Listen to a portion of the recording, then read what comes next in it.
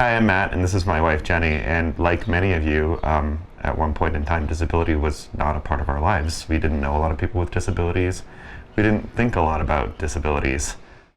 When our twins, Penny and Cece, were born, our oldest son, Max, was not quite 2 years old at the time. And we were really enjoying life after that happened and having a good time. It was chaos, but it was great, and we were having a lot of fun. You know, the hardest thing for us was just dealing with all that comes with having 3 young children in the house. Disability wasn't really much a part of our lives, and then one day it was.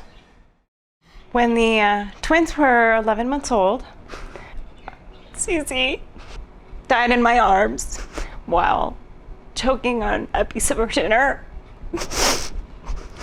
We called 911. Paramedics came, and they resuscitated her.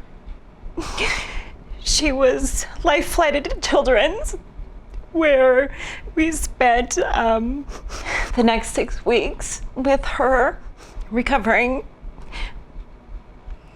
The twins had their first birthday party in the hospital cafeteria, and we weren't at all thinking about the rest of her life or our lives. We were just trying to keep her alive. And the time in the hospital was a very confusing time for us. We didn't really know what the future held for us. After about 5 days in the hospital, Cece had an MRI that showed global brain damage, something that I think at the time we didn't really fully understand. We didn't know really where we were going from there. Cece struggles with communication, she struggles with feeding, she struggles with movement, she struggles with muscle control. But when you get to know her, she's one of the most wonderful children you could ever hope to meet. Her strength becomes evident, and her joy in life becomes evident, and her amazing sense of humor becomes evident.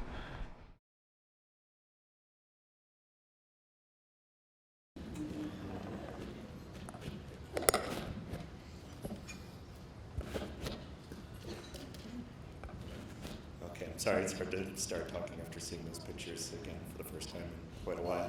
But about 4 years or so after Cece's accident, we found ourselves in a really happy place. We were so happy that we decided 3 kids weren't even enough, and we decided to have Elliot, the littlest one right here. That wasn't an easy place to get to. It wasn't always easy for us to see what a wonderful life that we have. Luckily, while we figured it out, we had the support of friends and family and the vision of the Ark to help us. After Elliot was born, I was lucky enough to be the more expendable of 2 incomes, and I got to take a year of leave from my job.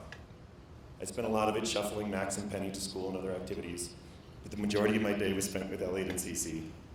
After drop-off one day, we stopped by McDonald's so I could grab a drink.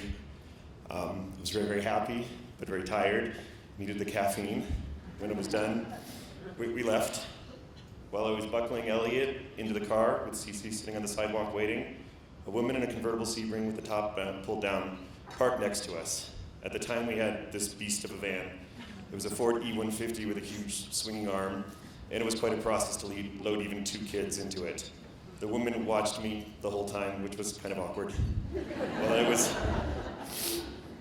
While I was lifting C into the van, the woman suddenly said loudly to me, "I've been feeling sorry for myself lately, but then I saw you. You probably never get to go to a bar or travel or anything. You've given me perspective. Thank you." I didn't know what to say at first. The first thing I thought was, "Hey, nice Sebring." Then I thought, this is only half my kids, and these are the 2 that won't run away, so catch me on a bad day. Elliot, as you can see, is now more than capable of running away. And then I realized, oh, she doesn't see. She doesn't get it. She doesn't see how wonderful this is. She doesn't see how lucky I am. She's looking at my daughter, and she sees a burden, a barrier to an enjoyable life, when the truth is, Cece is the light of my life. She didn't see Cece's quick sense of humor, her smile, the way that she has figured out how to communicate with her eyes and subtle movements. She doesn't see the joy I feel every time I look at her. What I said back to her was this. I said, well, I got to do plenty of those things when I was younger. It's true. I was lucky enough to travel a lot in my early adulthood, and bars, I went to those too. So I just said back to her, this is my life now, and I'm very lucky and happy.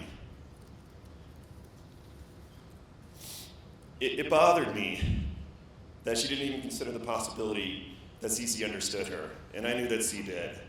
As I was pulling out slowly in the huge van, I explained to CC that the woman just didn't understand how special she was.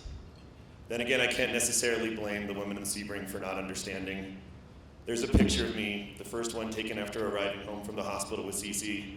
It still embarrasses me a little bit. I'm holding CC on the couch, and I look miserable. I thought life was over. I didn't know what to do with the pieces. I couldn't see what I was holding, and it took me 2 years to see it. So if the women at McDonald's couldn't see it, and I couldn't see it, why would anyone? When I did come around, I discovered that most other people never realized the joy that is our life and our daughter and our other kids. Sometimes they feel sorry for us. Sometimes they compliment our efforts, which is fair because it's a lot of work. And often they just ignore us because nobody wants to be reminded of how quickly things can go wrong in life. Rarely do they look on us with envy. They can't see what a wonderful life this is. They can't hear CC's unique and wonderful voice. The ARC sees CC, and the ARC hears her voice. At some point, my wife Jenny connected with the ARC through old friends. We first heard about the training they offered for parents of kids with special needs, and we realized that there were resources beyond the survival level ones we'd mostly been seeking to that point. We also learned that we were members of a wonderful community that we haven't even known anything about, and that there was an entire organization devoted not just to hearing our story, but to helping us, and CC in particular, thrive while continuing to write that story. The ARC saw that the day of the accident was not the end of the story, it was the beginning. Although we only took the one training course, we've stayed closely connected to the ARC and the community that surrounds it. We know that we can come to the ARC's events without feeling remotely out of place.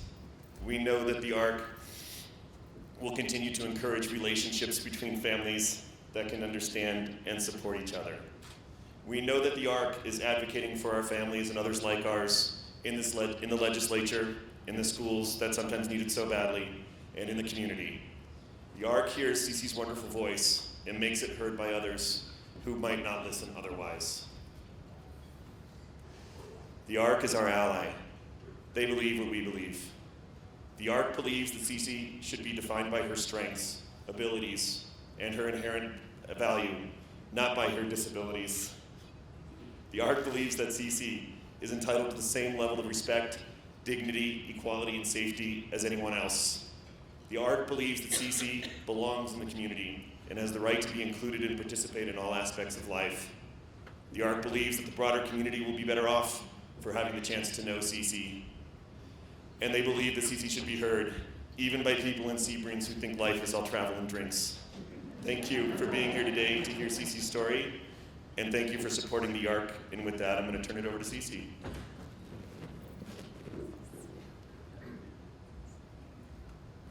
Thank you for hearing my voice.